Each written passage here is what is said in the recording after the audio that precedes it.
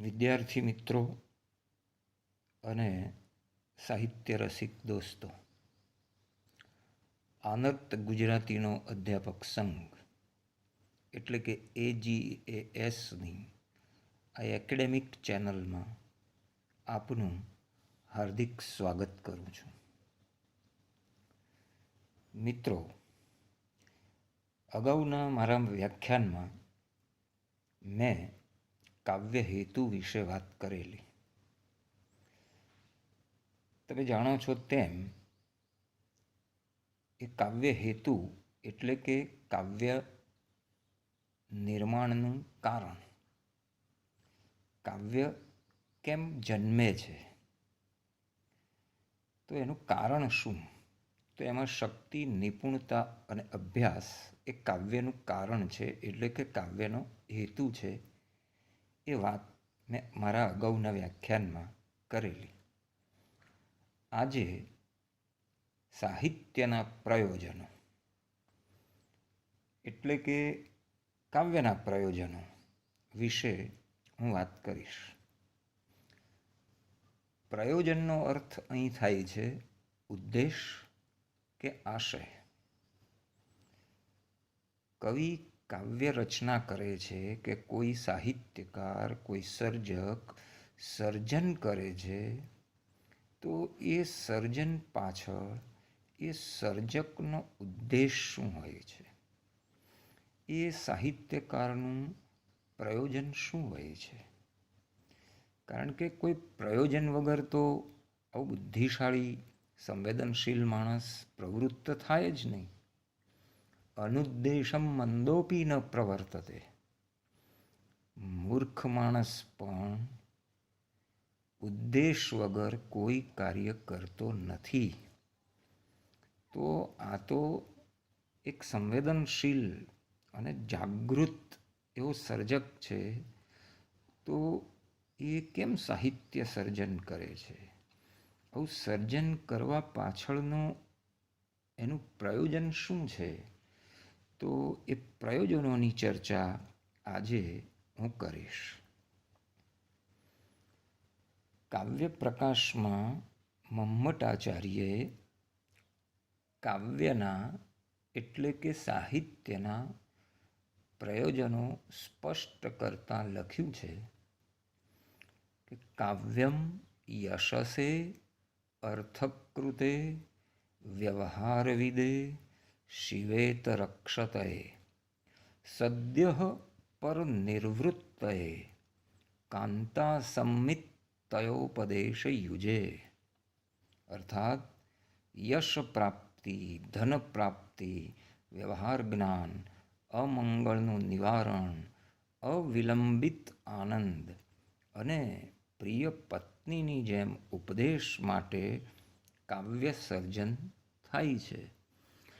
તો આચાર્ય મમ્મટના મત પ્રમાણે એટલે કે ભારતીય મીમાંસકના મત પ્રમાણે સાહિત્યના 6 પ્રયોજન છે.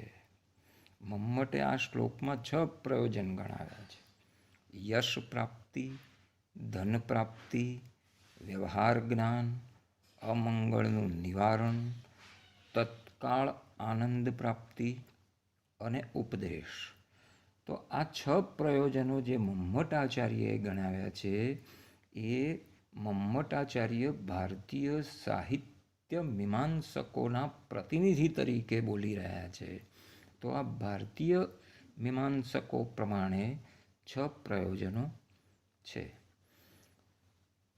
એમાં 3 પ્રયોજનો તો બિલકુલ ગૌણ પ્રયોજન છે. યશ, અર્થ અને અમંગળનું નિવારણ. કવિ કે સર્જક કોઈ સર્જન કરે તો સ્વાભાવિક છે કે એનું સર્જન પોંખાય, એને યશ મળે, એની કીર્તિ ચોમેર પ્રસરે. અને સારા સર્જનોનું તો હંમેશા મહત્ત્વ, ગૌરવ સમાજે કર્યું છે, અને એ રીતે કવિઓએ, સર્જકોએ કીર્તિ પ્રાપ્ત કરી છે. એક એવો શ્લોક છે, જયંતી તે સુકૃતિનો રસસિદ્ધા કવિશ્વરા નાસ્તિ યેષાં યશઃ કાયે જરા મરણજમ ભયમ. રસસિદ્ધ કવિઓની કૃતિઓનો હંમેશા જય થાય છે, કારણ કે જે કવિઓનું યશરૂપી જે શરીર છે, કવિઓના યશરૂપી શરીરને વૃદ્ધત્વ કે મરણનો ભય ક્યારેય હોતો નથી. એટલે યશરૂપી શરીરથી આ સર્જકો જીવતા હોય છે. પણ આ યશ પ્રાપ્તિ કે ધન મળે શેક્સપિયરને, કાલિદાસને, કે અત્યારે આપણા સર્જકોને જ્ઞાનપીઠ એવોર્ડ મળે છે, સાહિત્ય પરિષદ કે જુદી જુદી શૈક્ષણિક સાહિત્યિક સંસ્થાઓ દ્વારા ઇનામ, અકરામ, એવોર્ડો મળે છે. એ રીતે ધન પ્રાપ્તિ સર્જકને થાય છે. તો યશ અને ધન તો સર્જકને મળે છે. એ તો સર્જક પક્ષે પ્રયોજન છે. એમાં ભાવક વચ્ચે ભાવકને શો ફાયદો? એટલે આ પ્રયોજન, આ બંનેમાં તો ભાવક નિરપેક્ષ વાત છે. સર્જક પક્ષે એ બંને પ્રયોજન છે. ત્રીજું છે અમંગળ નિવારણ. હવે સાહિત્ય અમંગળનું નિવારણ કઈ રીતે કરે? આપણે એમ સમજીએ કે જે આસુરી વૃત્તિઓ છે, કે જે ચિત્તવૃત્તિઓ છે, ખરાબ ચિત્તવૃત્તિઓ, એનો નાશ કરી શકે છે. પણ મમ્મટે જે ઉદાહરણ આપ્યું છે એ આપણે સ્વીકારી શકીએ એમ નથી કે કવિ મયુરે બાણની પત્નીએ આપેલા શાપથી પોતાને થયેલા રોગનું નિવારણ આદિત્યની એટલે કે સૂર્યની સ્તુતિ કરીને કર્યું હતું. તો ગીત ગોવિંદના કવિ જયદેવે આ ગીત ગોવિંદ રચના ગાઈને પોતાની પ્રિય સ્ત્રી પદ્માવતીને સજીવન કરી હતી. પણ આજના સમયમાં આવા ચમત્કારો ભાગ્યે જ ગ્રાહ્ય બને, સ્વીકાર્ય બને. અલબત્ત સાહિત્ય માનવ ચિત્તમાં રહેલી અમંગલ વૃત્તિઓ કે સમાજમાં રહેલા અનિષ્ટોને દૂર કરવાની પ્રેરણા આપવામાં જરૂર ફાળો આપ્યો છે અને આપી શકે. એ દૃષ્ટિએ આ પ્રયોજનનો સ્વીકાર કરવો હોય તો કરી શકાય. અલબત્ત આ ત્રણેય પ્રયોજન, યશ, અર્થ અને અમંગળ નિવારણ, એ તદ્દન ગૌણ પ્રયોજનો છે. મુખ્ય પ્રયોજનો તો મમ્મટ અને પ્રમાણે અને પાશ્ચાત્ય સાહિત્ય મીમાંસકોએ જે ગણાવ્યા છે એ પ્રમાણે, એટલે કે ભારતીય અને પાશ્ચાત્ય દૃષ્ટિએ સાહિત્યના મુખ્ય પ્રયોજનો આ ચાર છે. એક, તત્કાળ મળતો નિરતિશય આનંદ. 2, કાંતા સંમિત ઉપદેશ. 3, વ્યવહાર જ્ઞાન. અને 4, અભિવ્યક્તિ અને અવગમન. તો આપણે આ ચાર સાહિત્યના જે મુખ્ય પ્રયોજનો છે એની ચર્ચા કરીએ. મમ્મટે લખ્યું છે તે મુજબ સદ્યઃ પર નિર્વૃત્તે, એટલે કે તત્કાલ મળતો નિરતિશય આનંદ, અવિલંબિત આનંદ એ સાહિત્યનું એકમેવ પ્રયોજન છે. એટલે આ અવિલંબિત આનંદને સર્વોચ્ચ પ્રયોજન મમ્મટે ગણ્યું છે. અને આ પ્રયોજનને સર્વ પ્રયોજનમાં શ્રેષ્ઠ, સકલ પ્રયોજન મૌલીભૂત એમ કહીને આ પ્રયોજનની સર્વોચ્ચતા દર્શાવી છે. સર્જક જ્યારે સંવેદન અનુભવે છે ત્યારે તે અનુભવ કલાકૃતિમાં વ્યક્ત કરવા પ્રવૃત્ત બને છે. પોતાના આ અનુભવને કલાકૃતિમાં વ્યક્ત કરતી વખતે તે કોઈ વિલક્ષણ પ્રકારનો આનંદ અનુભવે છે. એ જ રીતે ભાવક પણ જ્યારે સાહિત્ય કૃતિ વાંચે છે ત્યારે તે એવો જ અલૌકિક આનંદ પામે છે. આમ સાહિત્ય સર્જનની પ્રવૃત્તિ તેના સર્જક અને ભાવક બંનેને નિરતિશય આનંદનો અનુભવ કરાવે છે. પશ્ચિમના મીમાંસકોએ આ અવિલંબિત આનંદને જ ઇમિજિએટ પ્લેઝર કહ્યો છે.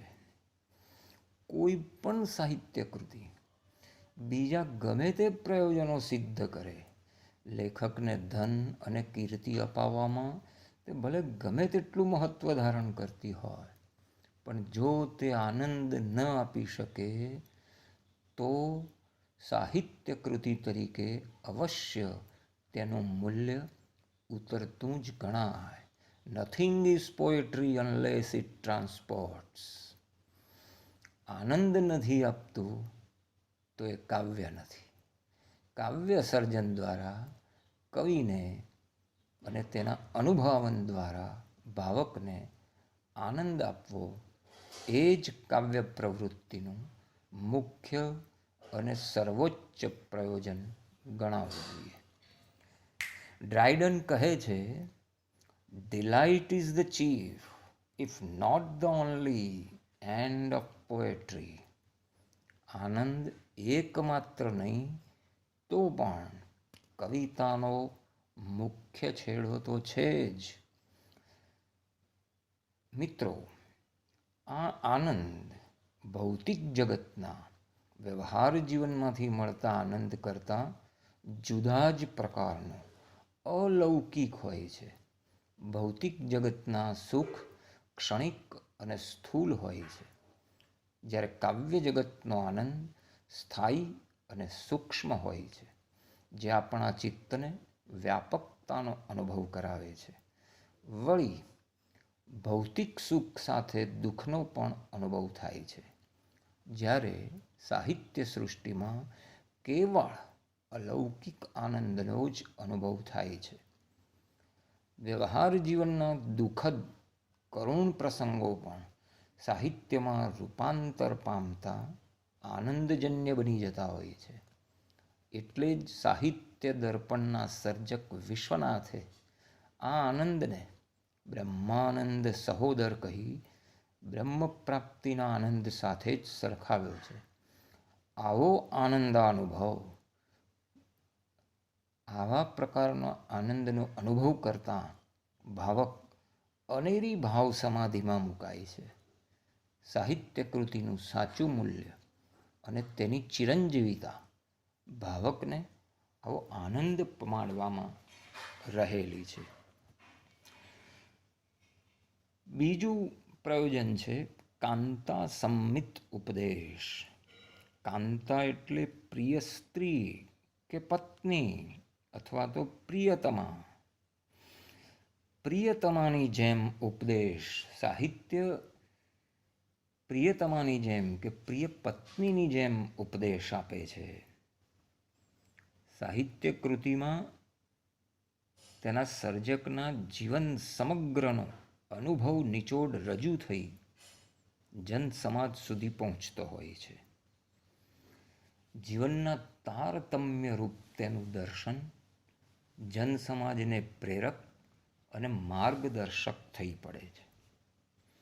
સાહિત્યમાં સામાન્યતઃ વત્તે ઓછે અંશે કવિની ઉદાત્ત ભાવનાઓ રજૂ થતી હોય તે લોક સમાજને પ્રેરક અને માર્ગદર્શક નીવડે છે.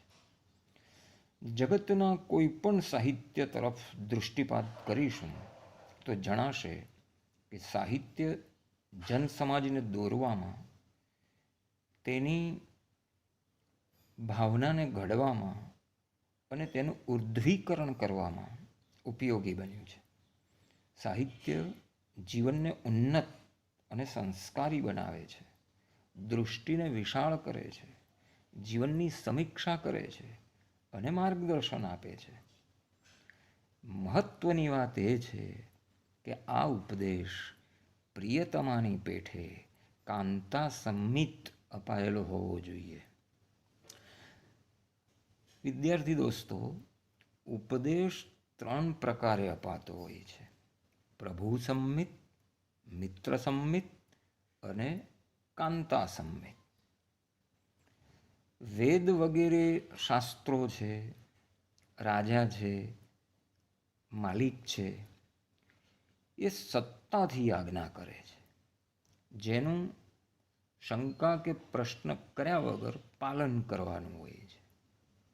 અલબત્ત આવી આજ્ઞાની સાથે વિરોધ કરવાનું વલણ પણ જોવા મળે છે. આ પ્રભુ સંમિત. મિત્ર સંમિત ઉપદેશ કેવો હોય? તો મિત્રના ઉપદેશમાં આજ્ઞા હોતી નથી, પણ સલાહ હોય છે. અને તે આવી સલાહ ફરજ સમજીને આપે છે. પણ માણસને સલાહ રુચિકર લાગતી નથી. પણ પ્રિયતમાની રીત આ બે કરતાં સાવ નોખી, અનોખી જ હોય છે. તેની મીઠી મધુર વાણીમાં આનંદ વ્યાપક રૂપે અનુભવાય છે અને ઉપદેશ પ્રચ્છન્ન રૂપે જ રહે છે. પેલી સુગર કોટેડ ક્વિનાઇનની જેમ દવા જીભને ગળી લાગે છે, પણ અંદર જાય ત્યારે એની કડવાશ આખા શરીરમાં પ્રસરી જાય છે અને સરવાળે તો શરીરને લાભદાયી હોય છે.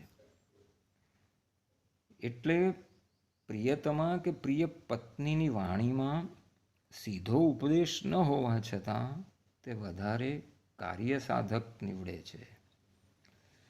એટલે જ ડ્રાયડન નામના એક વિવેચકે કહ્યું છે કે delightful teaching is the end of poetry.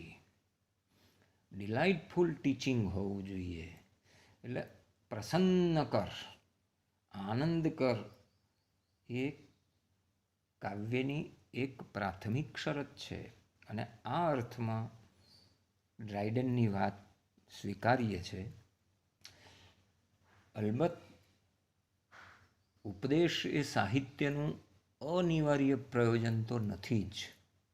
સાહિત્યમાં બોધ હોવો જ જોઈએ. સાહિત્યકારે લોકોને સન્માર્ગે દોરવાની જવાબદારી વહન કરવી જ જોઈએ એવો આગ્રહ રાખી શકાય નહીં.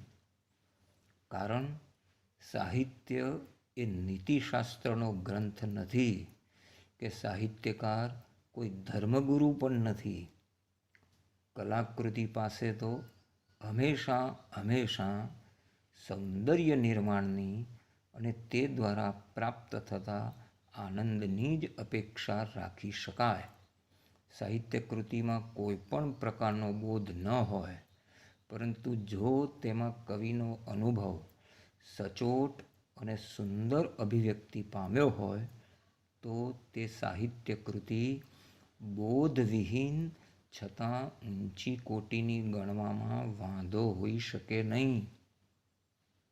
તેથી ઉલટું, કાવ્યમાં ગમે તેવો ઉચ્ચ પ્રકારનો ઉપદેશ હોય, પણ તે કાવ્ય રસપ્રદ કે આનંદપ્રદ ન બન્યું હોય તો એટલે અંશે તે ઉતરતી કોટીનું ગણી શકાય. અને એટલે જ એડિથ સિટવેલ સાચું કહે છે કે a lovely poem with no philosophy is preferable to a bad poem with philosophy.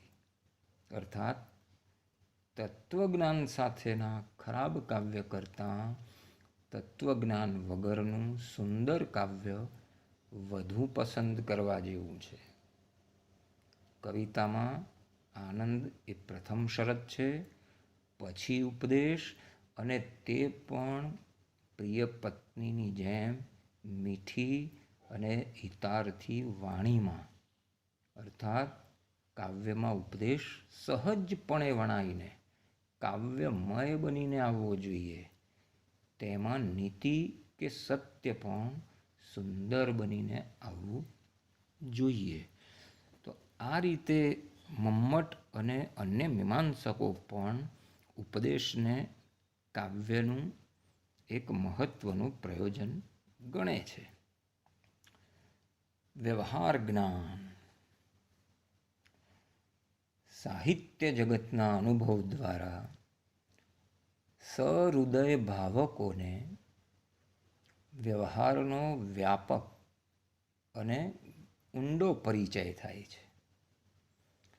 Ramayana અને મહાભારત જેવા મહાકાવ્યોમાંથી રાજનીતિ, ધર્મ, તત્વજ્ઞાન, માનવ સ્વભાવનું અને તેમાં થતા પરિવર્તનોનું ઊંડું જ્ઞાન પ્રાપ્ત થાય છે. આધુનિક કે આધુનિક નવલકથાઓ કે ટૂંકી વાર્તાઓમાં કે નાટકોમાં સમાજ દર્શન અને સંસ્કૃતિ દર્શન પ્રાપ્ત થાય છે. શેક્સપિયર કે કાલિદાસ જેવા પ્રતિભા સંપન્ન નાટ્યકારોના નાટકોમાં માનવ હૃદયના ઊંચામાં ઊંચા શિખરો અને અધમાં અધમ ખીણોનું એક સાથે દર્શન થાય છે. સાહિત્ય કૃતિમાં લેખકનું માનવ જીવન વિશેનું દર્શન રજૂ થતું હોય છે અને એટલે જ મેથ્યુ આર્નોલ્ડ સાહિત્યને જીવનની સમીક્ષા કહે છે. Literature is at bottom a criticism of life. સાહિત્ય એ જીવનની સમીક્ષા છે. આથી પ્રત્યેક સાહિત્ય કૃતિમાં વ્યવહાર જીવનનું જ્ઞાન પ્રાપ્ત થાય છે. ટૂંકમાં સમગ્ર સૃષ્ટિ જીવન વિશેનું જ્ઞાન સાહિત્યના સંચિત ભંડારો દ્વારા જેટલું સુલભ બને છે એટલું બીજી કોઈ જગ્યાએ કોઈ રીતે બની શકતું નથી. અલબત્ત એક વાત ધ્યાનમાં રાખવી જોઈએ કે સાહિત્ય એ જ્ઞાનકોશ નથી અને તેથી એવું જ્ઞાન આનંદના ભોગે અપાય તો તે સાહિત્ય કૃતિને વિઘાતક નીવડે છે. સાહિત્યમાં વ્યવહાર જીવનની માહિતી કલાત્મક રૂપ પામીને આવે તો જ તે આનંદ પર્યવસાયી બની રહે છે. તો આ છે ભારતીય મીમાંસકોની દૃષ્ટિએ ગણાવેલા પ્રયોજનો. પાશ્ચાત્ય મીમાંસકોએ પણ સાહિત્યના પ્રયોજનો વિશે ઊંડી ગવેષણા, ઊંડું ચિંતન કર્યું છે. એમણે પણ આનંદને સર્વોચ્ચ પ્રયોજન ગણ્યું છે. એમણે પણ ઉપદેશ અને વ્યવહાર જ્ઞાનની વાતને સ્વીકારી છે. તે ઉપરાંત અભિવ્યક્તિ અને પ્રત્યાયનને આધુનિક પાશ્ચાત્ય વિવેચકો મહત્ત્વના પ્રયોજન તરીકે સ્વીકાર કરે છે. અભિવ્યક્તિ એટલે કે એક્સપ્રેશનને કેટલાક પાશ્ચાત્ય વિવેચકો સાહિત્યનું મુખ્ય પ્રયોજન ગણે છે, તો કેટલાક પ્રત્યાયનને એટલે કે અવગમનને, કમ્યુનિકેશનને સાહિત્યનું મુખ્ય પ્રયોજન ગણે છે. સર્જકને સર્જન પ્રવૃત્તિ તરફ દોરનાર પરિબળ તે તેનામાં રહેલી ઉત્કટ અને અદમ્ય સર્જન ઝંખના છે. આથી કેટલાક વિવેચકો અને પ્રગતિશીલ સર્જકો સ્પષ્ટપણે માને છે કે સર્જકનું કાર્ય સર્જન કરવાનું જ છે.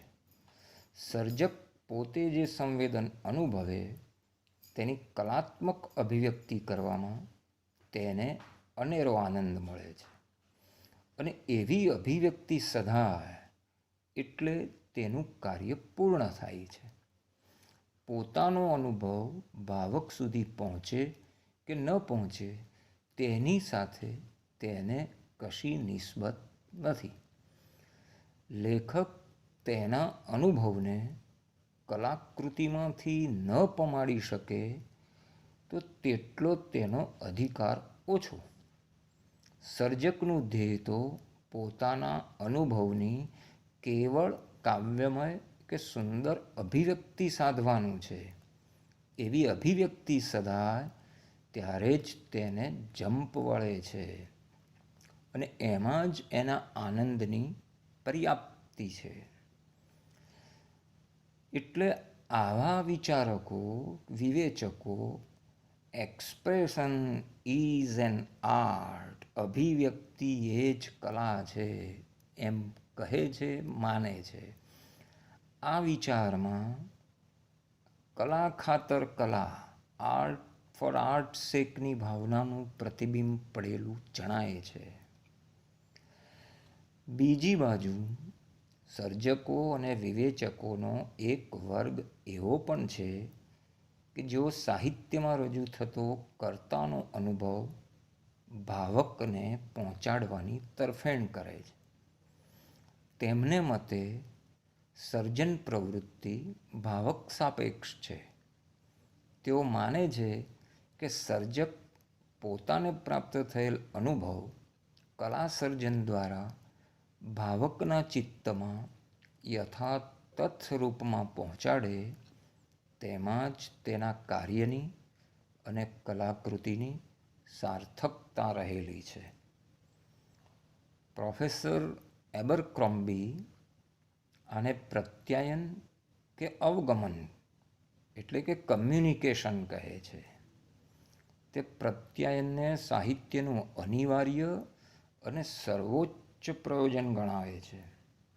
એબરક્રોમ્બી તો એમ કહે છે કે સાહિત્ય બીજું ગમે તે હોય, પ્રત્યાયન તો હોવું જ જોઈએ. પ્રત્યાયન નહીં તો સાહિત્ય નહીં. નો કમ્યુનિકેશન, નો લિટરેચર. ઉમાશંકર જોશી પણ સમસંવેદનને કાવ્યનું પ્રયોજન ગણીને આ મતનું સમર્થન કરતા હોય તેવું લાગે છે.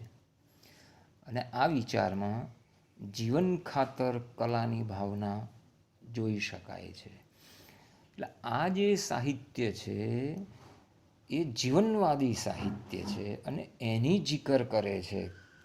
જે મીમાંસકો, વિવેચકો પ્રત્યાયનની વાત કરી રહ્યા છે તેઓ વાસ્તવમાં જીવનવાદી સર્જકો છે અને એ જીવન ખાતર કલામાં માનવાવાળા છે.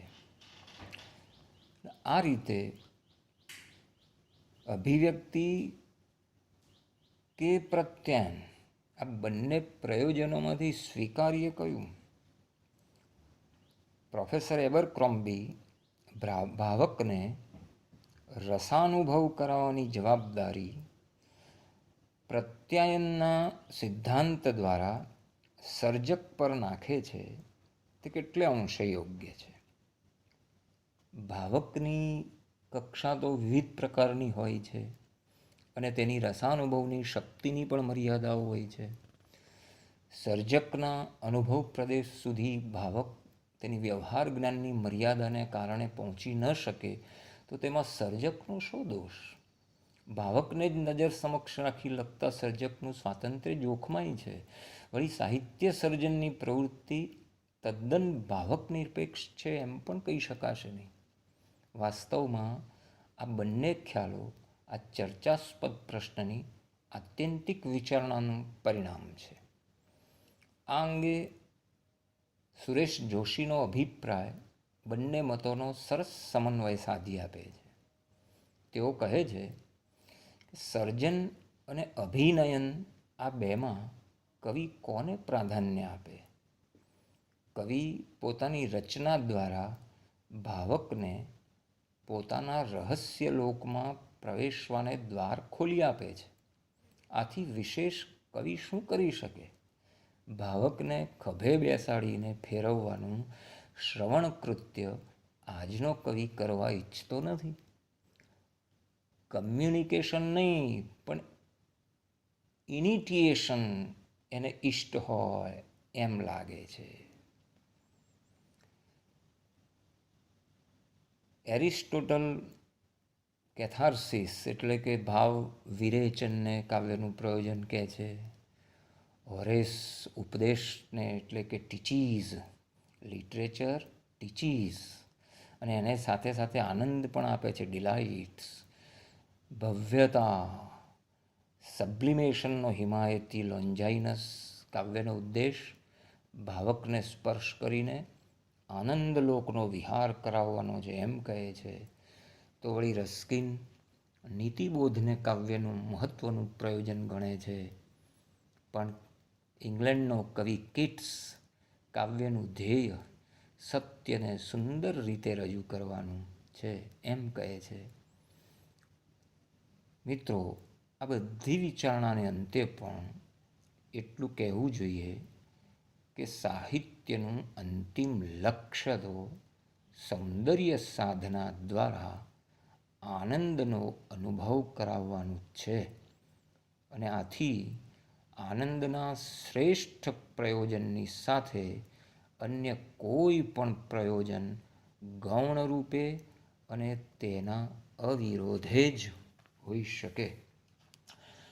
તો મિત્રો, આજે આપણે